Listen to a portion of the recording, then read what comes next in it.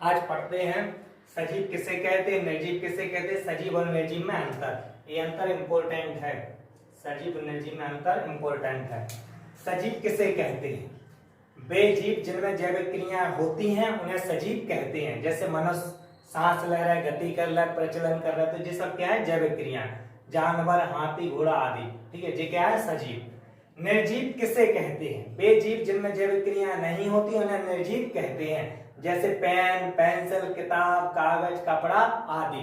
अब पेन सांस तो ले नहीं रही है और पेन अपनी वजह से अपने द्वारा एक जगह से दूसरी जगह भी नहीं जा सकती है, हमें उसको एक जगह से दूसरी जगह ले जा सकते हैं। तो ये सब किसके उदाहरण है? निर्जीव के उदाहरण। ठीक है, क्लियर है? समझते हैं जैविक क्रिया। जो बेटा जैविक क्रियाओं के अंतर्गत क्या क्या चीजें आती हैं, पहले इसको समझ लो। जैविक क्रियाएं,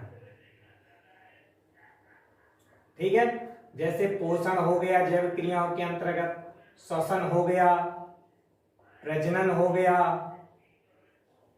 प्रचलन हो गया, गति हो गई, अनुकूलन हो गया और मृत्यु। तो ये सब कौन सी क्रिया कहलाते हैं बेटा? जैविक क्रिया। जिस कौन से जीवों में पाई जाती है? जो जीव जिंदा है। जैसे अपन जिंदा है तो अपन में श्वसन क्रिया भी होती है, अपन सांस भी लेते हैं, अपन खाना भी खाते हैं मतलब पोषण भी करते हैं, अपन प्रजनन संतान उत्पन्न करना मतलब प्रजनन, प्रचलन हिलना डुलना मतलब प्रचलन, गति एक जगह से दूसरी जगह जाना क्या कहलाता है? गति।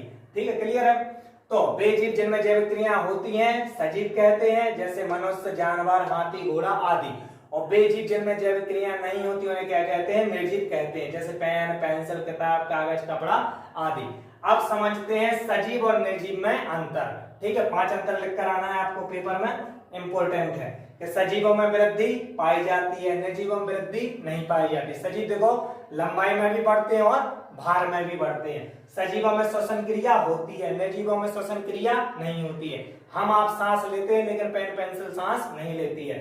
सजीवों में पोषण पाया जाता है, निर्जीवों में पोषण नहीं पाया जाता है। सजीवों में प्रजनन पाया जाता है, निर्जीवों में प्रजनन नहीं पाया जाता। सजीवों में अनुकूलन पाया जाता है, निर्जीवों में अनुकूलन नहीं पाया जाता। वातावरण के अनुसार अपने आप को बदलना ही अनुकूलन कहलाता है। जैसे जब सर्दी आती है तो गर्म कपड़े पहनते हैं और जब गर्मी आती है तो हल्के कपड़े पहनते हैं जो जिससे ज्यादा गर्मी ना लगे। ठीक है, अनुकूलन समझ गए? वातावरण के अनुसार अपने आप को बदलना ही अनुकूलन कहलाता है। ठीक है, तो ये इंपॉर्टेंट क्वेश्चन, इसको आप याद रखें।